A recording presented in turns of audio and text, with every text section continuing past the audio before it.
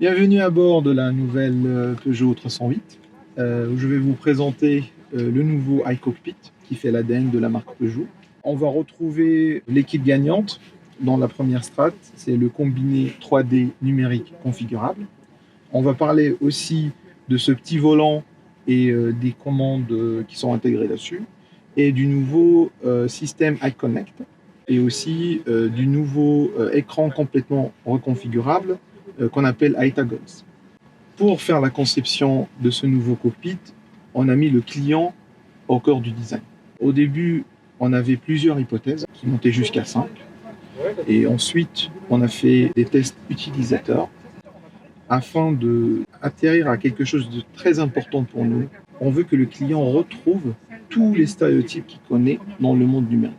Et de ces 5 concepts, on est enfin arrivé à 2 concepts. Et là, on a intensifié les boucles itératives de design et de validation. On voulait être sûr de pérenniser tout ce qui marche bien et mettre l'emphase sur deux aspects, l'ergonomie et le plaisir à la conduite. Dans le nouvel 308, la philosophie, c'est que le conducteur ait toutes les informations qu'il lui faut sous les yeux, sans devoir quitter les yeux de la route. À bord de la nouvelle 308, on a deux écrans de 10 pouces et bien sûr le système qu'on appelle le iTaggles qui est complètement personnalisable. J'ai mis une radio favorite en particulier. J'ai mis la climatisation côté gauche à 20 degrés et une navigation directement vers le domicile. On peut aussi avoir un accès direct sur le téléphone ou appeler un contact en particulier. Et enfin, j'ai opté de mettre le système connecté de mon smartphone. Je peux aussi lancer une navigation de mon système et j'aurai tout de suite une adaptation dans mon système. J'aurai même devant moi les intersections à prendre dans le système de navigation. On trouve toujours le seul bouton qui n'est pas configurable, c'est un peu un point de repère pour revenir à la page Home du système infotainment avec un seul appui. Les commandes physiques en accès direct ergonomique type warning, type arrêter la climatisation, le dégivrage sont toujours en accès physique chez nous pour des raisons de sécurité et d'ergonomie d'accès. Et quand il n'y a pas le iTaggle, il y a une autre commande qui remplace et qui fait un accès direct à la climatisation, uniquement la fonction de climatisation. Il y a aussi une nouveauté dans la nouvelle 308, c'est qu'on peut, ça dépend de notre choix, ou bien regarder la navigation dans une petite fenêtre en mode widget pour avoir un accès aux autres fonctionnalités, ou tout simplement venir et la mettre complètement en full screen. Les interactions qu'on peut faire avec ces écrans, on les a tous conçus pour qu'ils soient très proches des stéréotypes que les utilisateurs aujourd'hui utilisent dans le monde digital. Et qui veut dire que l'écran est complètement personnalisable. On fait la supervision de la chaîne électrifiée du véhicule et en même temps on garde les yeux sur la route pour savoir quand est-ce qu'on aura la prochaine intersection. On peut avoir un accès direct vers la commande des sièges et on a tout ce qu'il faut pour contrôler bien sûr la musique qu'on est en train d'écouter et la climatisation du véhicule, que ce soit côté passager ou côté conducteur. Pour faire ça, c'est tout simplement avec un petit appui lent sur n'importe des pages par défaut.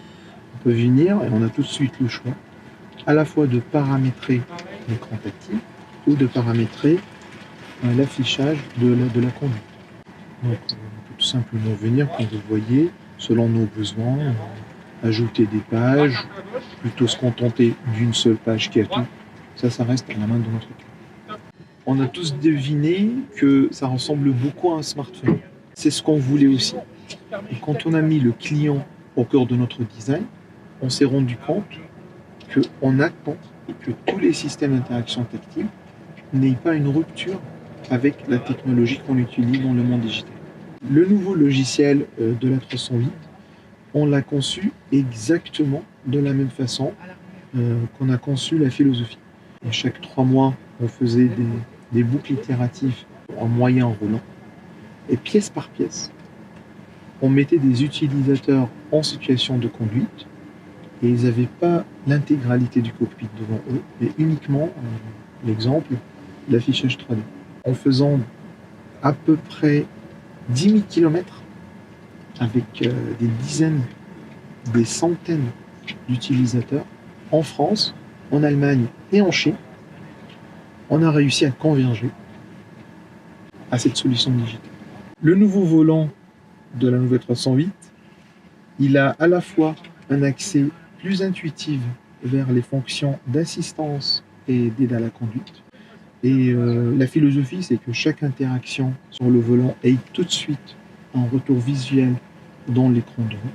Et sur l'autre partie, on a aussi la même philosophie. On retrouve aussi un feedback, un retour visuel sur la chaîne directement. Par contre, là, on interagit avec le système infotainment. Donc, on peut changer, choisir la piste de musique, commencer la reconnaissance vocale, lancer un appel et contrôler le niveau de son de la voiture. Troisième strat qui fait une grande partie de notre nouveau Peugeot iCockpit, c'est cette console centrale qu'on a optimisée pour la nouvelle 308, où on trouve ici un petit endroit pour reposer le smartphone qui a une charge par induction. Et quand vous voyez la grosse différence, c'est la nouvelle commande de boîte de vitesse qui prend, quand vous voyez, beaucoup moins de place que d'habitude. Et comme on va en synthèse, ça nous donne beaucoup de place pour les différents rangements. Quand on a la boîte manuelle, ce qu'on va trouver, c'est le même emplacement, on va dire, le même zoning qu'on a ici. En remplacement juste le high toggle par la boîte mécanique. Bien sûr, l'espace elle va être un tout petit peu plus occupé avec le levier, mais ça nous laisse quand même le même niveau de fonctionnalité à utiliser, les accès aux prises USB, les cup holders ici et les places dédiées pour les smartphones.